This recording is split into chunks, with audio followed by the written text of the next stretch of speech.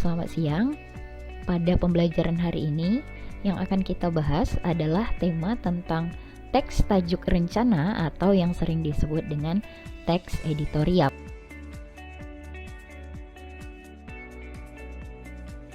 Nah, kita masuk ke definisi dari teks editorial. Jadi, teks editorial itu adalah artikel utama yang ditulis oleh redaktur koran yang merupakan pandangan redaksi terhadap suatu peristiwa yang sedang terjadi. Nah, peristiwa ini yaitu peristiwa yang fenomenal, kontroversial, dan peristiwa yang sedang hangat dibicarakan oleh masyarakat. Namun, perlu diketahui bahwa peristiwa yang dimaksud ini bukanlah peristiwa yang dari dunia entertainment atau dunia selebriti. Jadi lebih ke peristiwa-peristiwa yang menyangkut kehidupan masyarakat begitu. Sehingga dapat kita katakan bahwa teks editorial ini berkaitan dengan bagaimana sikap institusi media massa terkait dengan peristiwa-peristiwa yang sedang terjadi ini, begitu. Nah, ini adalah tajuk rencana yang terdapat dalam Koran Kompas edisi 13 Agustus 2020. Nah, di sini Ibu lingkari tajuk rencananya ya. Jadi yang bergaris warna merah itu adalah teks editorial yang ditulis oleh redaktur Kompas pada tanggal 13 Agustus itu. Nah, perlu diketahui bahwa teks tajuk rencana ini karena dia berada dalam kolom opini, maka teks tajuk rencana merupakan teks eksposisi yang sebenarnya kita sudah pernah bahas atau kalian sudah pernah mempelajari pada saat kelas 10. Lalu teks editorial ini atau teks tajuk rencana ini tidak setiap hari terbitnya. Jadi tergantung kebijakan dalam setiap institusi media massa tersebut. Misalnya 1 minggu sekali, 3 hari sekali, atau 2 hari sekali. Jadi bebas dari kebijakan perusahaan media massa tersebut. Kemudian Ibu mau memperjelas lagi bahwa yang dimaksud dengan isu itu dalam teks editorial itu apa begitu. Jadi isu dalam teks editorial ini adalah isu terbaru dan isu yang kontroversial. Yang dimaksud dengan kontroversial dan isu terbaru atau isu yang sedang hangat dibicarakan ini bukan berarti termasuk isu-isu selebriti atau isu-isu dalam dunia entertainment. Namun, yang dimaksud dengan isu terbaru atau isu aktual ini adalah kebijakan pemerintah atau kebijakan yang diambil pemerintah atau wacana yang akan pemerintah ambil terkait sistem pemerintahan atau yang berkenaan dengan roda perekonomian, kemudian yang berkenaan dengan hajat hidup orang banyak di semua sektor kehidupan, bisa ekonomi, sosial, budaya, pendidikan, dan lain-lain. Nah, ambil contoh misalnya pemerintah akan menaikkan harga BBM. Nah, itu kan kebijakan pemerintah yang berkaitan langsung dengan kehidupan masyarakat. Nah, dalam teks editorial inilah mengenai isu yang dibahas tadi, misalnya tentang pemerintah akan menaikkan harga BBM, itu memperlihatkan sikap institusi media massa ini. Misalnya sikap dari Koran Kompas dengan adanya isu kebijakan pemerintah untuk menaikkan harga BBM itu apakah mendukung pemerintah atau pro ke masyarakat yang tidak setuju dengan adanya kebijakan menaikkan harga BBM, atau juga bisa netral begitu. Artinya jika sikapnya netral berarti setiap yang menulis editorial ini hanya akan memaparkan apa kelebihan dari ketika pemerintah menaikkan harga BBM atau kekurangannya menaikkan harga BBM atau kerugian dari masyarakat.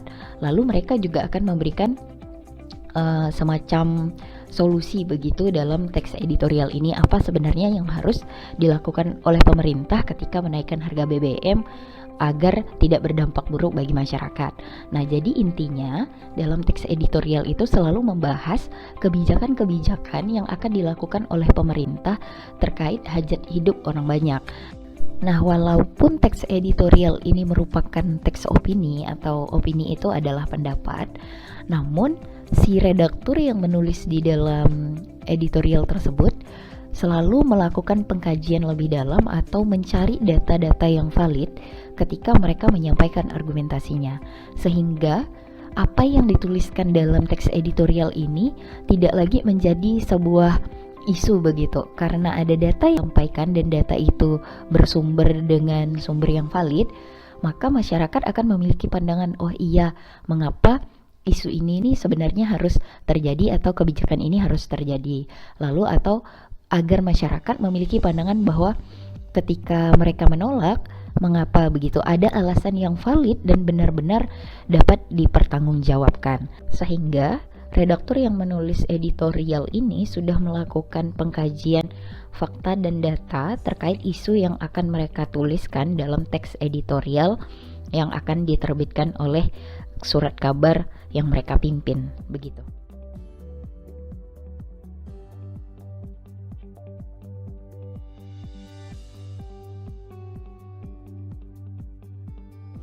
Kita masuk ke fungsi dari teks editorial, yaitu fungsi yang pertama merupakan bentuk solidaritas.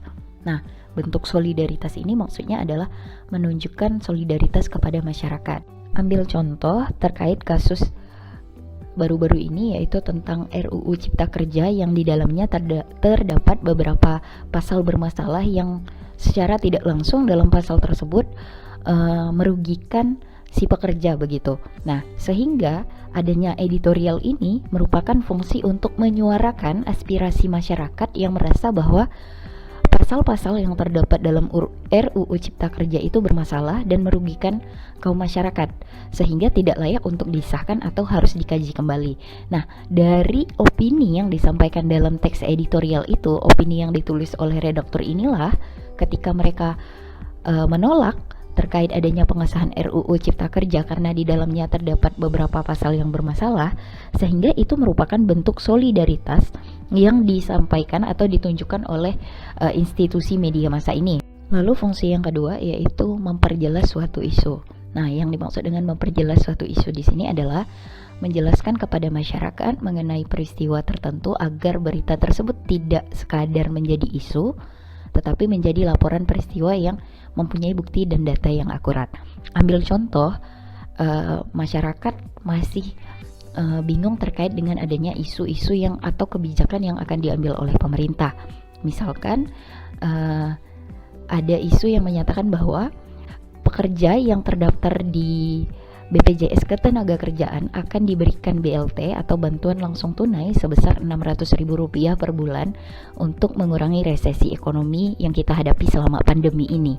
Nah, ketika isu ini muncul namun masih kontroversial, dalam artian masih menjadi pertanyaan apakah itu benar akan terjadi atau tidak. Nah, fungsi dari teks editorial ini akan memperjelas apakah isu itu benar terjadi atau tidak, atau memang hanya merupakan isu yang berkembang di kalangan masyarakat. Sehingga fungsi dari teks editorial ini adalah untuk memperjelas isu-isu yang berkembang di kalangan masyarakat terkait kebijakan pemerintah.